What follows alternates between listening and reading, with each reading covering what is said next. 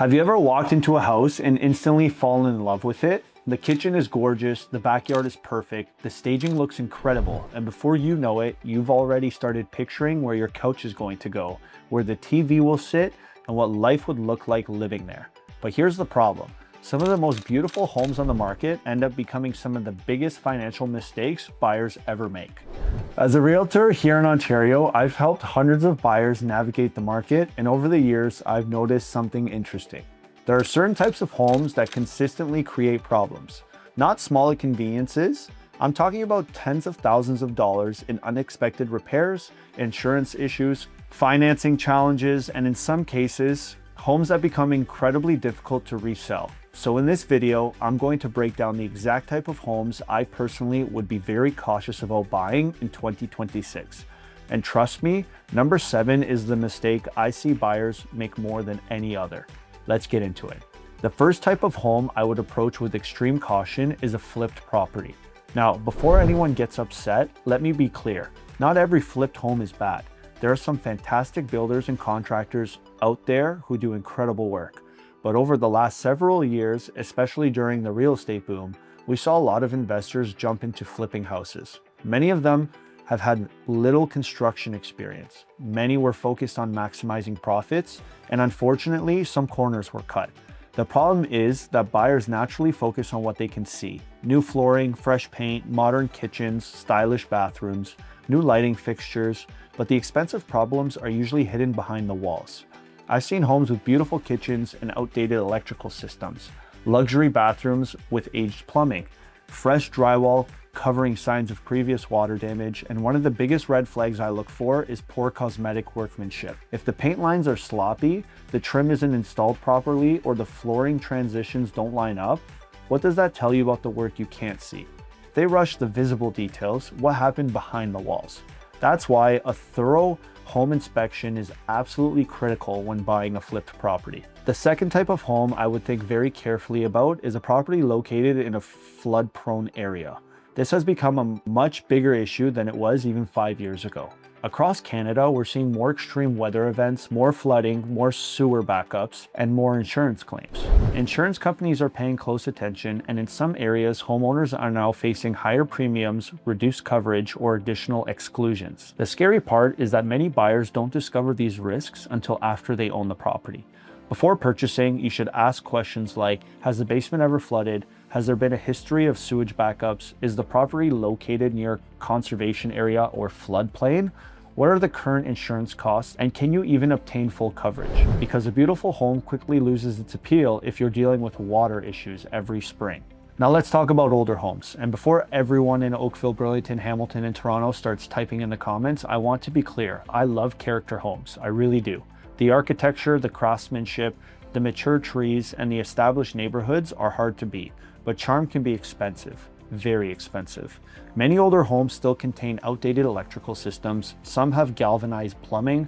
Others may contain asbestos materials or insulation that no longer meets modern standards.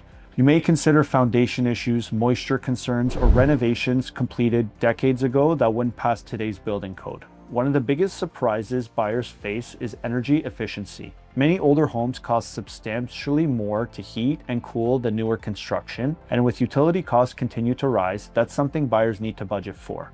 Older homes can absolutely be fantastic purchases, but only if you fully understand what you're inheriting before you buy.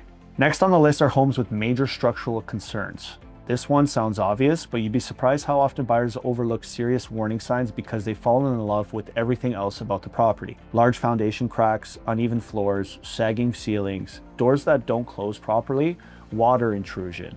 These aren't cosmetic issues. These can become some of the most expensive repairs a homeowner will ever face.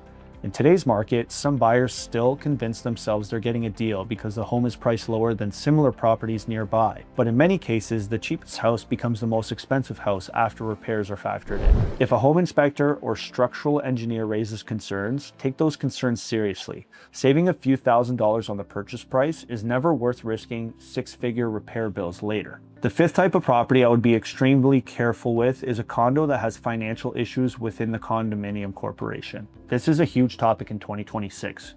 Most buyers spend all their time evaluating the actual unit, The layout, the finishes, the view, the amenities, but the real story is often hidden in the corporation's financial health. Are reserve funds healthy? Are maintenance fees rising quickly? Is there deferred maintenance? Are special assessments being discussed? A condo may look affordable today, but that can change very quickly if the corporation doesn't have enough money set aside for major repairs. Suddenly, owners can receive unexpected bills worth thousands or even tens of thousands of dollars. That's why reviewing the status certificate is one of the most important parts of the condo buying process. It can reveal issues most buyers never even think to investigate. Here's another one that catches buyers off guard all the time. Homes located near future development projects. You buy a property because of the beautiful view behind your backyard, the open green space, the privacy, the peaceful surroundings, and then 2 years later, a 6-story building gets approved behind you, or a major subdivision starts construction, or a commercial project completely changes the feel of the neighborhood. Before buying any property, take the time to investigate what future development applications have been submitted in that area. Talk to the municipality, review planning documents, understand what's being proposed, because what exists today may look very different 5 years from now, and that can have a major impact on both your enjoyment of the property and its future value. And finally, the type of home I would probably avoid the most, the home that stretches your budget to the absolute maximum. This is the mistake I see hurting more Canadians than anything else. The house itself may be perfectly fine, it may even be your dream home, but if you're spending every dollar you have just to qualify for the mortgage, you're putting yourself in a risky position. Interest rate changes, job changes, unexpected repairs happen, property tax increase, insurance costs rise. Life is unpredictable. You need financial breathing room. One of the smartest things a buyer can do is purchase a home they can comfortably afford rather than the absolute maximum amount a lender approves. Just because the bank says you can qualify for a certain number doesn't mean you should spend it.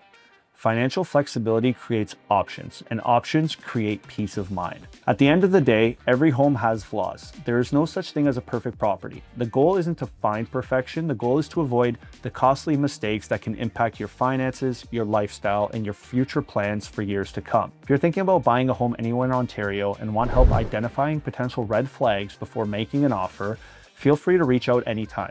I'd be happy to help, and if you found this video helpful, make sure to subscribe because every week I share real-world real estate advice designed to help buyers make smarter decisions. Thanks for watching, and I'll see you in the next video.